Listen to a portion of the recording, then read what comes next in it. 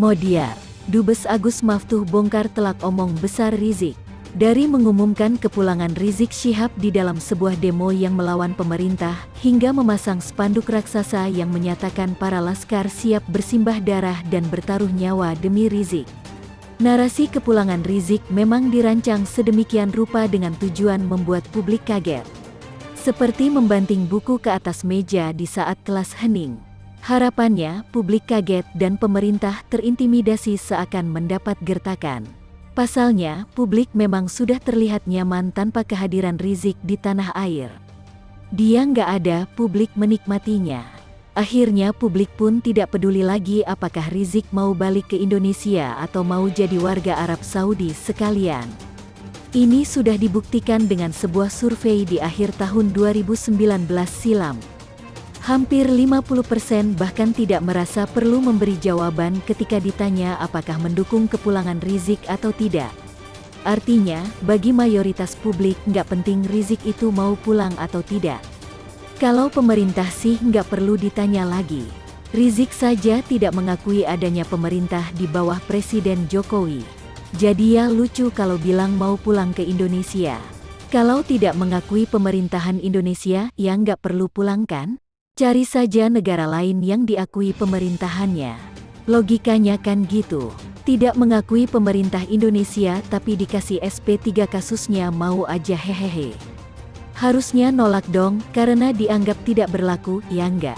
SP3 ini juga disebut oleh Munarman, Sekretaris Umum FPI dalam memaparkan soal kepulangan Rizik. Yang katanya administrasinya diurus sendiri tanpa bantuan Kedubes RI di Arab Saudi. Sebetulnya HRS Habib Rizik Syihab di Makkah itu tidak ada masalah apa-apa, tidak ada problem hukum, tidak ada problem keimigrasian, tetapi karena info-info palsu dari berbagai pihak yang disampaikan ke otoritas Saudi itu berhak untuk melakukan investigasi. Selama proses investigasi itulah Habib Rizik itu untuk sementara tidak diperkenankan keluar, ujar Munarman. Rizik kemudian melakukan upaya klarifikasi, termasuk memperlihatkan dokumen SP3. Ternyata Habib Rizik bisa membuktikan bahwa dirinya sudah tidak ada lagi persoalan hukum dengan bukti ada 2 SP3, tambahnya. Munarman juga menyebutkan adanya dokumen rahasia yang akan mengungkap keterlibatan pihak lain dengan pencekalannya di Arab Saudi. Sekarang Rizik tinggal mengurus administrasi. Jadi Habib Rizik bisa pulang kapan saja ketika izin bayan exit itu dikeluarkan, keterangan dibolehkan keluar, ungkapnya. Menyaksikan adu pernyataan antara pihak FPI dan Dubes RI untuk Arab Saudi, Agus Maftuh itu seperti melihat pertandingan badminton. Setiap ada pernyataan dari FPI, Dubes Agus kemudian mensmash-nya dengan telak.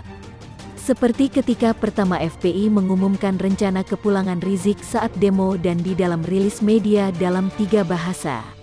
Dubes Agus membantahnya dengan telak dengan menginformasikan kepada media publik bahwa status Rizik masih blinking merah atau sebagai pelanggar undang-undang. Jelek. Dan pasca pemaparan panjang lebar Munarman di atas itu, kembali Dubes Agus memberikan smash yang jeder telak. Pertama, Dubes Agus menjelaskan soal bayan exit atau bayan safar yang disebut oleh Munarman. Bayan safar adalah merupakan izin keluar atau exit permit yang sebenarnya merupakan surat perintah untuk mendeportasi warga negara asing yang melakukan pelanggaran imigrasi atau pelanggaran hukum di Arab Saudi, tutur Dubes Agus, seperti dilansir detik.com. Oh, surat deportasi toh? Alias kena pengusiran dari Arab Saudi. Kedua, berdasarkan pengalaman KBRI Riyadh, walaupun sudah mengantongi bayan safar, WNI bisa saja tidak diperbolehkan melewati gerbang keimigrasian. Apa pasal? Karena ada beberapa alasan, misalnya biometrik tidak terbaca, ada masalah hukum baru dan ada masalah pidana atau perdata yang baru saja dilaporkan ke pihak berwajib, kata Dubes Agus. Wah, padahal kalau bicara soal SP3, di sebuah artikel dari Indonesia.com pada bulan Juni tahun 2018, Novel Bamukmin menyatakan di luar kasus yang sudah ada SP3, masih ada kasus lain yang belum SP3. Waktu itu yang dibicarakan juga soal kepulangan Rizik. Rizik belum bisa pulang, masih ada 3 kasus lagi belum di SP3, surat penghentian penyidikan perkara. Orang mikirnya udah selesai, padahal belum selesai, ujar Novel. Bisa saja ada bukti baru dan kemudian dari Indonesia diinformasikan bahwa Rizik adalah orang yang dicari karena ada perkara hukum kan? Atau tiba-tiba otoritas Arab Saudi melihat di video ceramah Rizik yang berhubungan dengan ISIS. Misalnya. Ketiga, nah ini nih yang aneh dan mencurigakan. Diungkap oleh Dubes Agus, bahwa ternyata pada tahun 2018 Rizik sudah punya bayan safar. Kami juga sudah mendapatkan informasi dari otoritas Arab Saudi sebenarnya MRS Muhammad Rizik Syihab sudah pernah memiliki bayan safar exit permit pada tanggal 2 Desember tahun 2018 24 Rabiul Awal 1440H yang dikeluarkan oleh kantor imigrasi Kota Taif, kata Dubes Agus.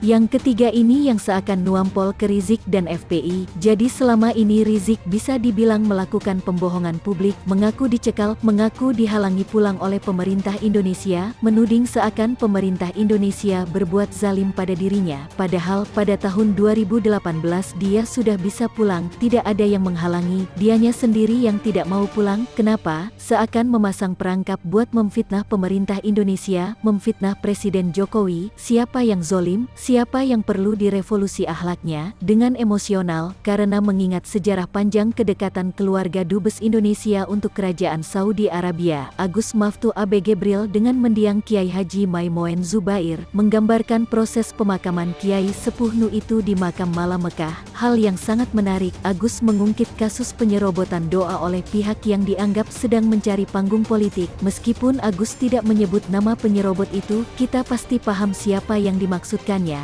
Disebutkan proses pemakaman Mbah Moen memang dipadati pelayat. Salah seorang yang hadir dalam kerumunan pelayat itu, kata Agus Maftuh, adalah Habib Rizik. Namun imam besar FPI itu, disebut Agus Maftuh, berada di lubang makam yang salah. Jika Rizik menyadari kekeliruannya berdoa di lubang makam yang salah, dan entah siapa jenazah yang dimakamkan di lubang tempat Rizik berdoa itu, barangkali sang imam akan menyesal telah bersusah payah tampil di depan masa pendukungnya, dan disaksikan pula bahwa tempatnya berdoa bukanlah tepat dengan tujuannya dia beraksi sebagai pembawa doa. Publik hanya bisa membayangkan betapa runyamnya jika panggung doa yang semestinya dibawakan secara hikmat, namun justru diseret menjadi komoditas politik dan kepentingan mengerek citra diri seorang imam. Meskipun jika diselami menurut ajaran agama, dimanapun kita berdoa, bahkan tidak perlu hadir di tempat yang sama dengan orang yang didoakannya, niscaya Allah SWT akan mengerti kepada siapa makhluknya mengirimkan doa. Namun secara faktual, kita pun percaya bahwa maksud HRS bersusah payah hadir di tempat itu adalah untuk menunjukkan dirinya hadir untuk mengirim dan memimpin doa bagi kiai yang memiliki karisma kuat di tanah air. Sangat tampak bedanya antara pengirim doa yang murni didorong niat yang tulus dengan cara berdoa yang semata-mata karena mengharapkan dirinya tampil disaksikan massa dan rakyat di tanah air. Maka Tuhan pun memperlihatkan kuasanya yang sangat nyata. Kita yakin kekeliruan Sang Habib bukanlah tanpa diketahui, melainkan merupakan rencana besar Sang Maha Pencipta. Dia yang Maha Tahu membuat perhitungan terhadap pemilik niat di balik penyerobotan doa. Kurang lebih demikian istilah yang disebutkan oleh duta besar kita. Maka kekeliruan itu pun terjadi. Tentu saja para pengikut Rizik baik yang berada di tanah air maupun yang turut serta dalam kekeliruan massal itu kecewa berat. Kenapa kekeliruan itu dibuka ke publik oleh pejabat kita di sana? Kalau memang sang duta besar menghormati imam mereka, seharusnya biarlah kasus itu ditutup saja, tak perlu diungkapkan.